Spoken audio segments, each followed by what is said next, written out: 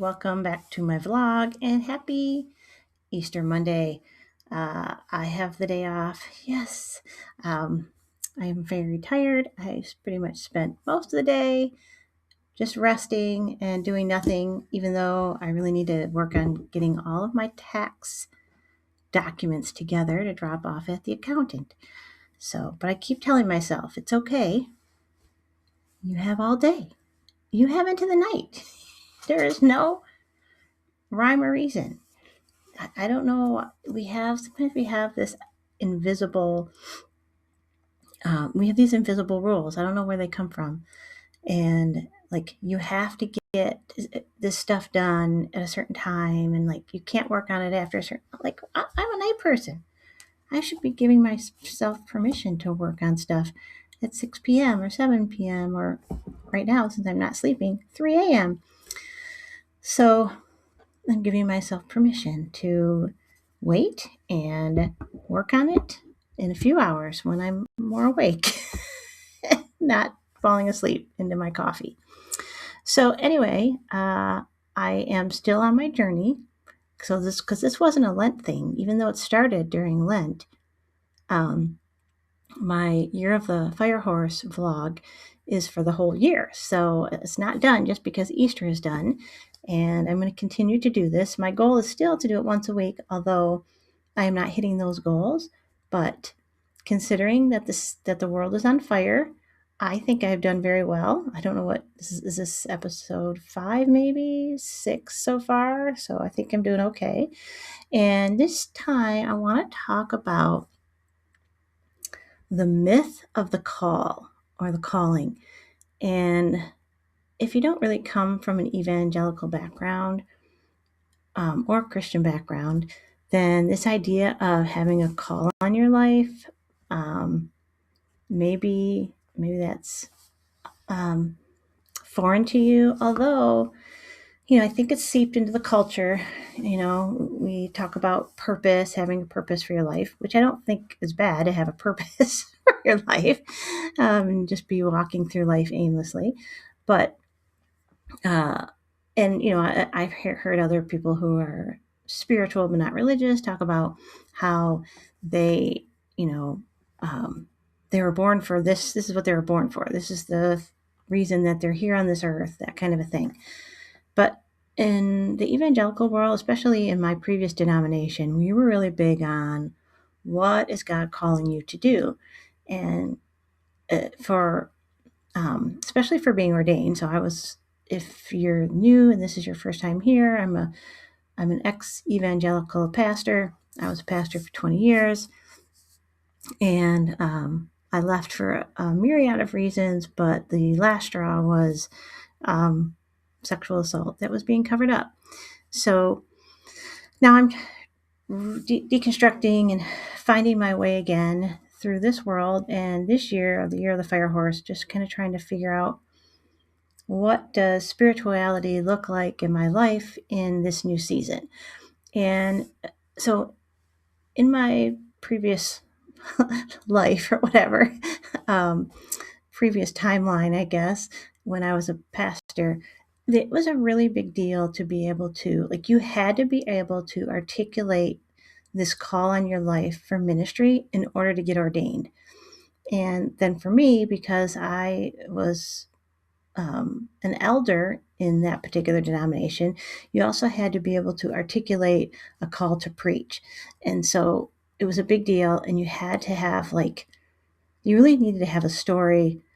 And there was a lot of, I don't know, obsession around, I would say, unspoken obsession around this calling to happen in a singular, mystical, momentous way. So not even like an unfolding of your call or an unfolding of your story, even though, that is also normative. They really were big on this mystical, magical, one singular moment of revelation, spiritual revelation revealed to you by God about your calling, and being able to articulate it. And I remember when I left So I left the pastorate. At that time, I still had my credentials. Since then, I've turned them in. I do not have credentials anymore. I'm no longer an ordained minister. But I remember while I still had them, a couple different people saying to me, "So how are you going to live out your call now? How are you going to fulfill this call? Because you have this call in your life, and if you don't live it out and you don't fulfill it, you're being disobedient to God." Which, God's been kind of disobedient. If he really had this call in my life, my thought at the time was that he's been kind of disobedient and absent himself. So he needs to get his own butt in gear and figure out what the heck he's doing. But I digress. That's some of the leftover anger still coming out. But really, this, my response at the time was, I don't know that I still believe in that idea of a call. Like, I think this idea of a calling on your life is a myth. And I'm still kind of in that place where I'm going back and forth on, and again, not this idea of purpose, having a purpose in your life, but this call on your life in this sense. And if you're a Christian, as Christians, we believe. I'm still nervous about taking on that label, considering the world being on fire and Christians igniting the fire right now. Christians will say, well, everybody has a call. Everybody's being called. Like Jesus calls everyone. Jesus says, come follow me, to everyone. And so there's like this generic call. But then for some of us, we have a call.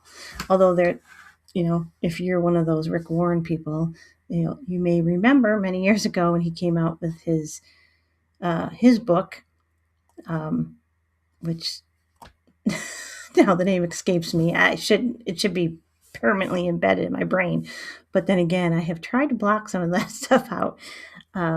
But his whole book was on finding your calling and how to live out your call as not necessarily as clergy, but as a layperson, right? Also evangelical. Although honestly, I am shocked and surprised that he has not, he's like one of the few that's not been, as far as we know, never assaulted a woman or a child. So, I should have a little bit of respect for him, although I still think he has an ego that's probably the size of his church. Meditating a little bit on this idea of my calling. I started thinking about just my spiritual awakenings over the years. And, I think that when and thinking about the idea of a calling in the sense of finding meaning and purpose. And when I, quote unquote, met Jesus, my initial spiritual awakening, I did find meaning and purpose in that. And then I was a wedding photographer for 10 years, and I found meaning and purpose in that. But I also found meaning and purpose as a parent, a wife, on and off, and then as a pastor, I would say I found meaning and purpose in it. But maybe it was a calling for a season. Like I started thinking about, okay, so if I think about this idea, if I did find meaning and purpose in the pastorate, then maybe it was a calling and I just completed it. Like I finished that season. That season has ended and now I'm in a new season. And what purpose, meaning and purpose does this season have? And finding a way to articulate it. And I don't want, I think there's a part of me that is hesitant to say, this is your meaning and purpose, and limit myself. Because I think there was a sense of being limited for so many years as a pastor. Like, this is the only way that you could fulfill your call. And some of that came out of active duty, I guess, as a pastor. I tried to apply for special assignment because I'm the director of operations for a nonprofit. It is a Catholic church, but all the stuff I'm doing is pretty much what you would do if you were a director of operations at any nonprofit. And in applying for that, they denied me, and they said, well, what does it really mean? They were asking questions. What does it really mean to have a special assignment, and et cetera, et cetera. And I knew it was really all political, because after 4 years of being considered unassigned, you had to do something with your credentials, whether that was turn them in or file them or whatever, or find an assignment, which I was never going to find an assignment again, because, I was now considered a troublemaker. And so it was their way of just every year I would apply, and every year I'm going to be denied until I hit that 4-year mark. So it was an easy and convenient way to basically force me to turn in my credentials. Now, of course, I'm sure if I said that to their faces, they would deny it, but come on. That's the reality of it all. And it basically, what they were saying is, how does this qualify for you living up your calling? How does this fulfill that call that you have in your life? And so I guess now I'm asking myself that question of, what's next in the sense of purpose. And I do feel like I have purpose in my role, in my job, but I'm trying to figure out, what does that look like in the rest of my life? Like, I don't want it to be limited to my job. How do I fulfill this meaning and purpose in a different way? Like, how am I guess, in some sense, contributing to society as a whole, the betterment of society, and whatever. Does that mean I become an advocate for something? I get into advocacy work. I start a YouTube channel talking about spirituality.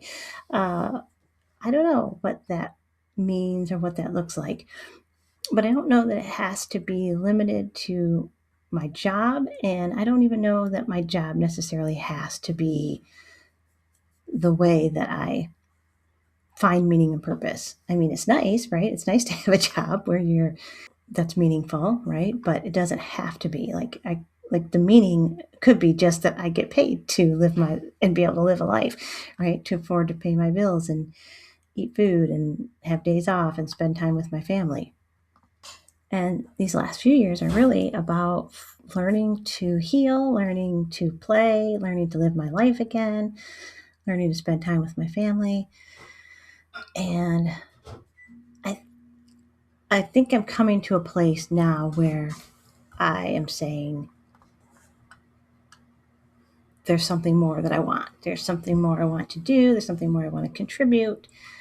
And I'm beginning to ask those questions about myself and contemplate those and meditate on them, of what is it that I want to put out into the world, and find meaning and purpose in. Or maybe I'm just supposed to play for the rest of my life, and this is the reward I've reaped, so to speak. But I think at the end of the day, one of the reasons why I question the idea of a call, especially in the evangelical sense and the calling as a pastor, was because it costs so much and it stole so much. Now, I know somebody's going to be out there be quoting Dietrich Bonhoeffer, the cost of discipleship. I don't think it's supposed to cost your soul. I don't think it's supposed to cost your soul. I don't. I'm confident that the Jesus of the Gospels is nothing like the church in America. I'm confident of that. And so I think there's a lot of redefining it, and that I need to redefine it for myself so that I can move forward. I need to redefine it for myself. Yeah.